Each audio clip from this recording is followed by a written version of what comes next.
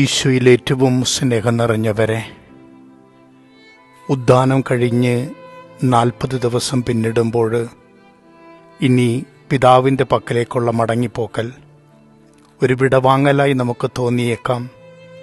മനുഷ്യനും ദൈവവും തമ്മിലുള്ള വലിയൊരു വിടവായി അത് മാറപ്പെടുന്നില്ല. സ്വർഗത്തിലേക്ക് മനുഷ്യൻ ജീവിക്കണമെന്ന് കൃത്യമായി ഈ തിരുനാൾ ഓർമ്മപ്പെടുത്തുന്നു. നാം സ്വർഗത്തിന് അവകാശപ്പെട്ടതാണെന്ന് അടിവരയിടുന്നു. ആയതിനാൽ നമുക്ക് മുമ്പേ നമുക്കൊരു സ്ഥലം സജ്ജമാക്കുവാൻ അവൻ സ്വർഗത്തിലേക്ക് യാത്രയാകുന്നു. ഒരു പുതിയ ജീവിതത്തിൻ്റെ പുതിയൊരു അനുഭവങ്ങളുടെ നാന്ദി കുറിക്കലായി അത് മാറപ്പെടുകയാണ്.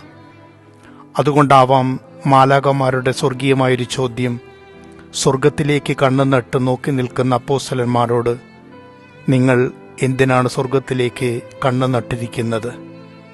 സ്വർഗത്തിലേക്കുള്ള നിങ്ങളുടെ ജീവിത വഴികൾ ഇന്നു മുതൽ ആരംഭിക്കട്ടെ. സ്വർഗം കരഗതമാക്കുവാൻ ഭൂമി ജീവിതം അനുഗ്രഹപൂരിതമാക്കേണ്ടിയിരിക്കുന്നു. നിങ്ങൾ നിങ്ങളുടെ ചിന്തയും വിശ്വാസവും സ്വർഗത്തിൽ അർപ്പിക്കുമ്പോൾ നിങ്ങളുടെ പ്രവർത്തനങ്ങളുടെ പാദം ഭൂമിയിൽ ഉറപ്പിച്ചും നിങ്ങളുടെ പ്രവൃത്തികളുടെ വിശുദ്ധി ഭൂമിയിൽ നിറച്ചും ജീവിക്കുവാൻ ഇടവരട്ടെ എന്ന് തന്നെ. ഭാരമില്ലാത്തൊരു ജീവിതത്തിൻ്റെ ഉടമകളായി നാം മാറപ്പെടേണ്ടിയിരിക്കുന്നു. ഭൂമിയുടെ ഒരു കെട്ടുപാടുകളും സ്വർഗം നമുക്ക് നിഷേധിക്കുവാനുള്ള കാരണമാവാതിരിക്കട്ടെ.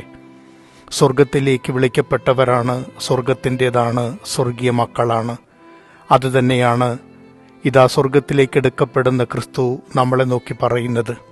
ഇനി നിങ്ങൾ ലോകം മുഴുവൻ പോകുവിൻ, സുവിശേഷകരാകുവിൻ, ദൈവനാമത്തിൽ നിങ്ങൾ പുതിയ സൃഷ്ടികളെ രൂപപ്പെടുത്തുവിൻ, ജീവിതം നന്മയുടെയും കൃപയുടേതും നിറവുള്ളതാവട്ടെ എന്ന് ഓർമ്മപ്പെടുത്തുക തന്നെ ചെയ്യുന്നു.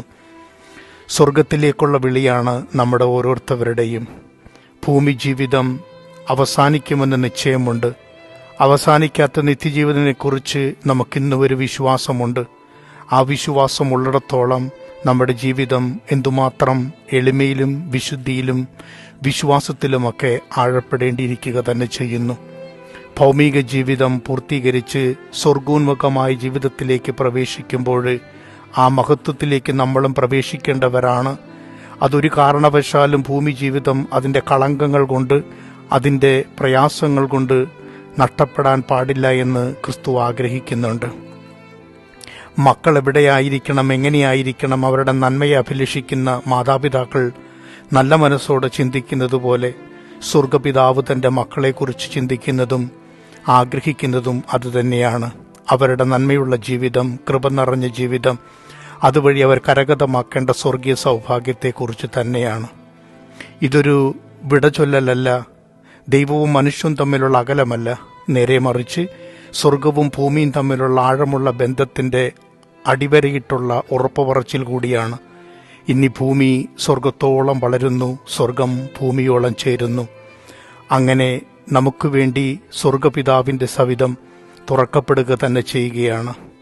ഭൂമിയിലായിരിക്കുന്ന മനുഷ്യൻ സ്വർഗത്തോളം വളരേണ്ടവരാണെന്നും അവൻ സ്വർഗത്തിന് അവകാശപ്പെട്ടതാണെന്നും കൃത്യമായി വിശ്വസിച്ച് ജീവിക്കുവാൻ ഇനി നമ്മുടെ മുമ്പിൽ ഇതാ സ്വർഗത്തിലേക്ക് ആരോഹണം ചെയ്യുന്ന ക്രിസ്തു ഉറപ്പ് നൽകുന്നു.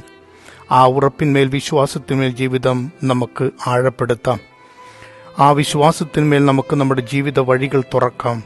ജീവിതത്തിൻ്റെ നന്മകളെ നമുക്ക് പകർത്തിയെടുക്കാം. അങ്ങനെ കൃപ നിറഞ്ഞ ജീവിതം വഴി നാമും സ്വർഗത്തോളം ചേർന്ന് സ്വർഗീയ മക്കളായി ജീവിക്കുവാൻ ഇന്ന് സ്വർഗാരോഹണം ചെയ്യുന്ന ക്രിസ്തുവിലൂടെ നമുക്ക് സാധ്യമാവട്ടെ. ആമീൻ.